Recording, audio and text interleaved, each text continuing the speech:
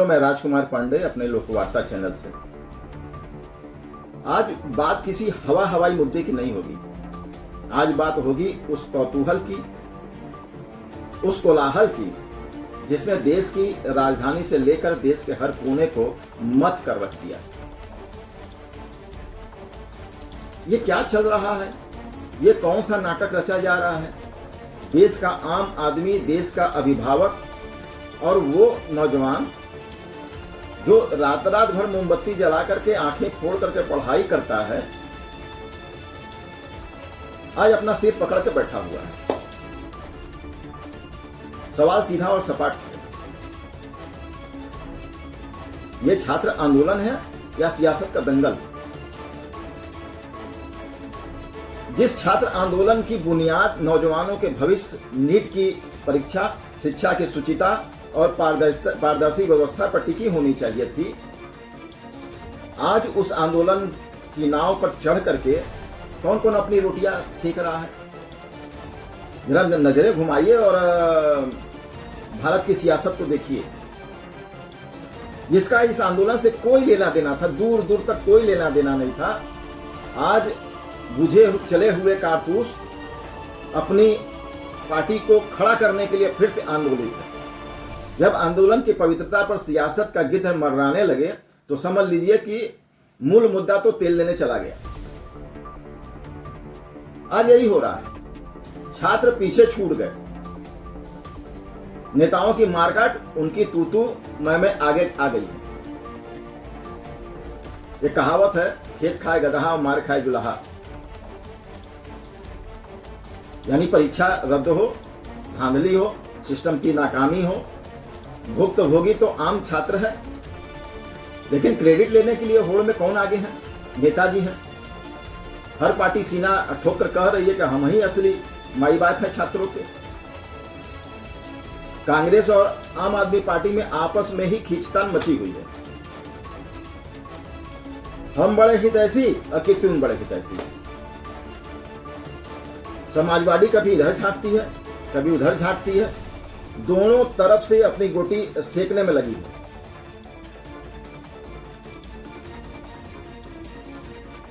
संसद के अंदर अखिलेश यादव साहब खड़े होकर के इल्जाम लगा रहे हैं कि साहब बीजेपी और कांग्रेस तो अंदर ही अंदर एक हो गई है।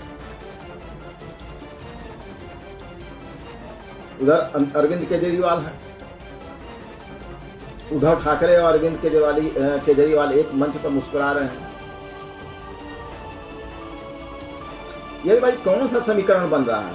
ये कौन सा गदर मचा रखा है? इस गदर का अंतिम चैप्टर क्या होगा? आज इसी का कच्चा चिट्ठा हम लोग खोलेंगे और बिना किसी लाग लपेट के। अब सिक्के के जरा दूसरे पहलू को भी देखें। हम शरीफ और कानून पसंद नागरिक का खून खौलता है। छात्रों का आंदोलन तो हमने भी देखा, हमने तो इससे भी बड़ा आंदोलन देखा है जब विश्वनाथ प्रताप सिंह ने आरक्षण लागू किया था।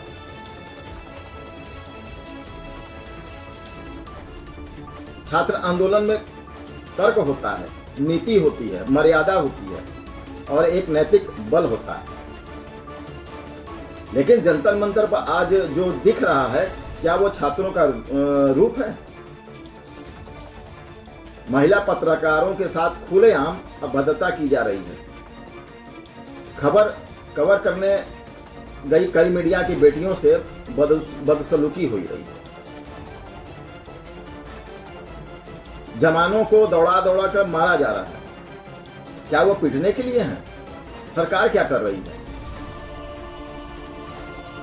या ठंडे दिमाग से सोचिए, अगर वो सुरक्षा बल का जवान जो अपनी ड्यूटी कर रहा है अपने बचाव में संयम खो दे या गोली चला दे तो क्या होगा? कौन जिम्मेदार होगा उस खून खराबे का?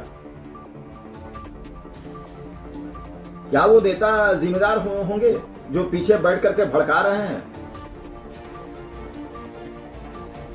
बलि का बकरा तो सिर्फ कोई गरीब का बच्चा ही बन रहा है, चाहे वो पुलिस का आदमी हो और चाहे आम छात्र हो। ये पार्टियां अपनी गोटी सेकने में पूरी शिद्दत से लग गई। मंच पर माइक संभाल कर खुलेआम मां बहन की गालियां दी जा रही हैं। छोटी मोटी गालियां नहीं दी जा रही है, मां बहन की गालियां दी जा रही हैं। देश के प्रधानमंत्री, गृह मंत्री, यहां तक कि हमारी सेना और पैरामिलिट्री फोर्स को सरेआम मां बहन की गालियां दी जा रही हैं। और जनता देख रही है, अगला चुनाव इनको समझ में आ जाएगा। जो लोग मंच पर खड़े होकर मां की गालियां बक रहे हैं, जरा उनसे पूछिए क्या उनको नीट का फुल फॉर्म भी पता है? उनको national eligibility cum entrance test का एंड भी नहीं मालूम, लेकिन वो वहां बैठ करके शिक्षा व्यवस्था सुधारने का ड्रामा कर रहे हैं। ये नीट के छात्र नहीं हो सकते। ये वही काकरोच मार्का अराजक तत्व हैं जिन्होंने इस आंदोलन को पूरी तरह से हाईजैक कर लिया।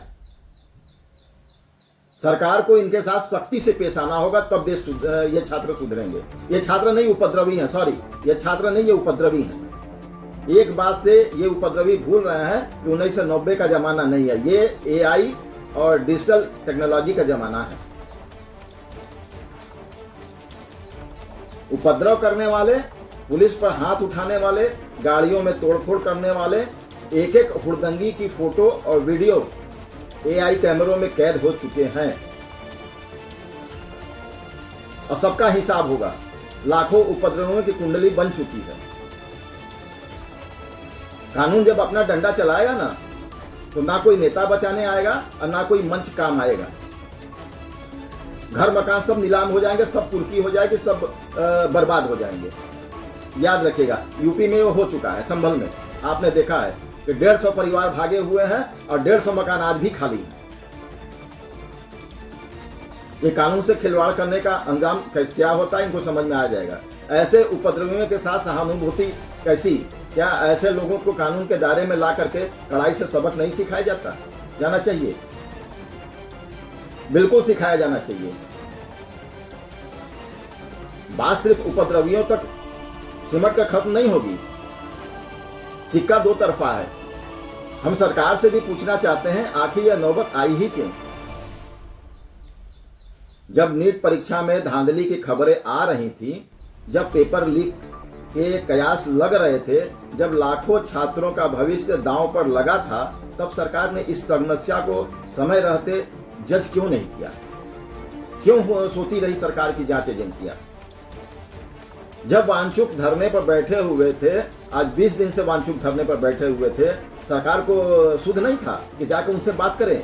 जब ये उपद्रव शुरू हो गया तो सरकार बात करने चली है। जब चिड़िया चुग गई खेत, तब पछताए हो तो क्या? सरकार ने शुरुआत में ही कड़े कदम क्यों नहीं उठाए?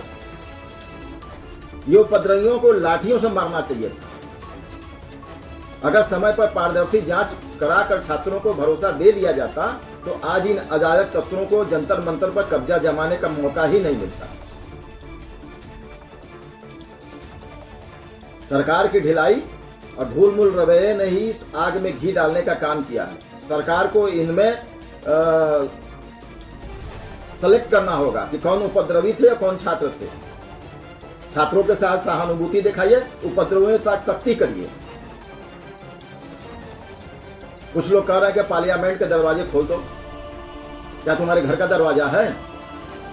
लोग कह रहे हैं कि अंदर आने दो। अरे देश का गर्व है वो। अरे महाराज, होश में आ जाओ। भांग पीकर नहीं बैठे हो। पार्लियामेंट देश की संप्रभुता का प्रतीक है, देश की सबसे बड़ी सुरक्षा व्यवस्था का केंद्र है। अगर पार्लियामेंट खोल दी जाएगी तो देश में और अराजक तत्व फैलने में क्या कसर रह जाएगा? जो नेता इसकी सलाह दे रहे, पहले अपने घर के दरवाजा खोल दें लोग। ये उपद्रवी उनके घर में चले जाए, समझ में आ जाएगा उनको। हद तो तब हो गई जब कुछ काकरोच पार्टी के सुरमा या फरमान सुना रहे हैं कि जिसको बात करनी है हमारी ड्योढ़ी पर आके बात करो। जंतर मंतर आओ, प्रधानमंत्री खुद हमसे बात करने यहां आएंगे। वाह भाई वाह। इनकी इतनी औकात, इतनी हैसियत इनको हो गई कि प्रधानमंत्री इनके देवड़ी पर जाकर इनसे बात करेगा। अब अपने उपद्रवी डिसाइड करेंगे कि देश का प्रधानमंत्री कहां बैठकर बातें करेगा। उपद्रवी डिसाइड करेंगे। देश का सबसे बड़ा हाई सिक्योरिटी जोन प्रधानमंत्री आवास, यहां वहां जाकर कोई भी धरना प्रदर्शन करने लगेगा। यह सिर्फ मांग नहीं है, यह देश की सुरक्षा व्यवस्था को सीधी चुनौती देने का संदिग्ध खेल है।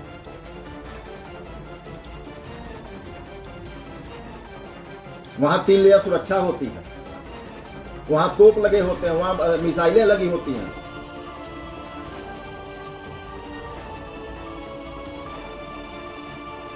और जातिगत एंगल भी इसमें दिया जा रहा है। हमारे देश में कोई भी मुद्दा हो, चाहे शिक्षा हो, स्वास्थ्य हो या रोजगार हो, हमारे देश के नेताओं के पेट का पानी तब तक नहीं पचता जब तक उसमें जाति का मसला न मिला दिया जाए।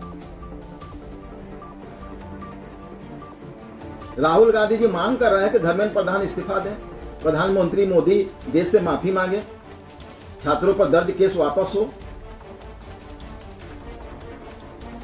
क्या धर्मेंद्र प्रधान इस्तीफा दे दें तो क्या गारंटी है कि आप प्रधानमंत्री का इस्तीफा नहीं मांगेंगे? क्या गारंटी है कि आप गृह मंत्रालय के गृह मंत्री का इस्तीफा नहीं मांगेंगे? अब जरा इस इस्तीफे की राजनीति के पीछे की जातिगत गणना को समझिए। अचानक यह चर्चा हवा में तैरने लगी कि धर्मेंद्र प्रधान ओबीसी समाज से आते हैं, कुर्मी जाति से आते हैं, इसलिए विपक्ष इसके पीछे पड़ा। अब तर्क गढ़ा जा रहा है कि ओबीसी राजनीति में यादव समाज के बाद सबसे बड़ा असरदार और प्रभाव रखने वाली जाति कुर्मी है और धर्मेंद्र प्रधान उसी समाज का बड़ा चेहरा है। अब छात्र आंदोलन में यह जाति प्रथा आ गई। अब कुछ लोग दबी जुबान में और कुछ खुलेआम कह रहे हैं कि अगर धर्मेंद्र प्रधान की जगह कोई सवर्ण शिक्षा मंत्री होता तो शायद विपक्ष इस कदर उनके इस्तीफे पर नहीं अड़ता।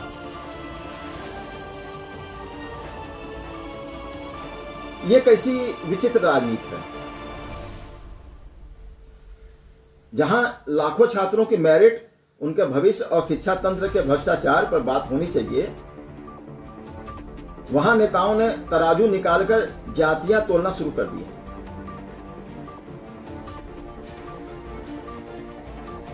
ये कौन सी राजनीति है? ये ओबीसी है, वो स्वर्ण है, ये कुर्मी है, वो यादव है। देश के नेताओं को शर्म आनी चाहिए, और शर्म आती है या वो भी बेच खाई है, ये समझ में नहीं आता। छात्र जब परीक्षा कक्ष में बैठता है तो वो अपनी मेहनत के दम पर बैठता है, अपनी जाति का झंडा लेकर नहीं बैठता वहां। इन अनपढ़ नेताओं को समझ लेना चाहिए, जो हाई स्कूल और इंटर फेल हैं और चले हैं देश को चलाने, लेकिन तुमने उसके आंदोलन को भी अपनी घटिया वोट बैंक की भट्टी में झोंक दिया है। तो अब बड़ा सवाल यह है कि इस गदर का अंतिम चैप्टर क्या होगा? क्या यह छात्र आंदोलन बंद कैसे होगा? इसका असली समाधान क्या है? इस समस्या का हल न तो जंतर मंतर पर गालियां देने से निकलेगा और न ही संसद में एक दूसरे पर कीचड़ उछालने से निकलेगा। इसका समाधान सिर्फ और सिर्फ ठोस बिंदुओं से निकलेगा। असली छात्रों और उपद्रवियों का बंटवारा हो। कौन असली छात्र है और कौन उपद्रवी है इसमें, और कौन पार्टी को टट्टू हैं। इन जो आंदोलन कर रहे हैं उन पार्टियों के टट्टू भी उसमें शामिल हैं, उनको भी चिन्हित करो। सरकार को और पुलिस प्रशासन को कड़ा रुख अपनाना होगा। जो असली छात्र है, जिनकी मांगे जायज हैं, उनसे एक सम्मानजनक और आधिकारिक मंच पर तुरंत सीधी वार्ता की जाए। लेकिन जो चेहरा ढक करके हाथ में डंडे लेकर के मां बहन की गालियां दे रहे हैं, ये पार्टियों के ढक्कन और पत्रकारों और जवानों पर हमला कर रहे हैं, उन उपद्रवियों को चिन्हित करके जेल की सलाखों के पीछे डाला जाए। ये मेरी मांग नहीं है, ये पूरे देश की मांग है, पूरे जनता की मांग है, पूरे जनता की पुकार है। शिक्षा तंत्र की ओवरहालिंग, पारदर्शी जांच और सरकार अपनी हठधर्मिता छोड़े नीट परीक्षा प्रणाली में जो भी खामियां हैं, जो भी एनटीए की कमियां हैं, उस पर एक पारदर्शी, स्वतंत्र और समयबद्ध उच्च स्तरीय जांच बिठाई जाए। ये पार्टियां जो सोच रही हैं कि सरकार गिरा देंगे, देश चला देंगे, ये कभी सरकार नहीं बना पाएंगी। इस तरह से करके कभी वो देश चला ही नहीं पाएंगी और न इनको जनता पसंद करेगी। दोषियों पर ऐसी कार्रवाई हो कि आने वाले 50 साल तक कोई पेपर लीक करने की हिम्मत न करे। राजनीतिक पार्टियां अपना सर्कस बंद करें। जनता इनकी सच्चाई को समझ चुकी है। आप प्रधानमंत्री ऑफिस निवास के सामने जाकर धरना प्रदर्शन करेंगे, उससे जनता नहीं पिघलने वाली। विपक्ष और सत्ता पक्ष दोनों इस मुद्दे पर राजनीति करना बंद करें। राहुल गांधी, अखिलेश यादव, अरविंद केजरीवाल या सत्ता पक्ष के बड़े नेता या किसी पार्टी का झंडा लहराने का समय नहीं है। यह देश के 24 लाख से ज्यादा बच्चों के भविष्य को सुरक्षित करने का समय है। अगर आज भी सिस्टम नहीं जागा और राजनीति यूं ही रंग बदलती रही तो शायद याद रखिएगा, जनता सब देख रही है। अगला चुनाव आपको सबक सिखा देगी। इस तरह के नौटंकी से जनता नहीं सीखने वाली, नहीं समझने वाली है। जनता आपकी नौटंकी देख रही है। जब आप आम आदमी का सब्र टूटता है तो बड़े बड़े सियासी महल ताश के पत्तों की तरह ढह जाते हैं। छात्रों के मुद्दे पर राजनीति का यह गंदा खेल बंद होना चाहिए और शिक्षा की शुचिता बहाल होनी चाहिए। अगर मेरा वीडियो पसंद आ रहा हो तो लाइक करें, शेयर करें, कमेंट्स करें। जय हिंद, जय भारत, वंदे मातरम।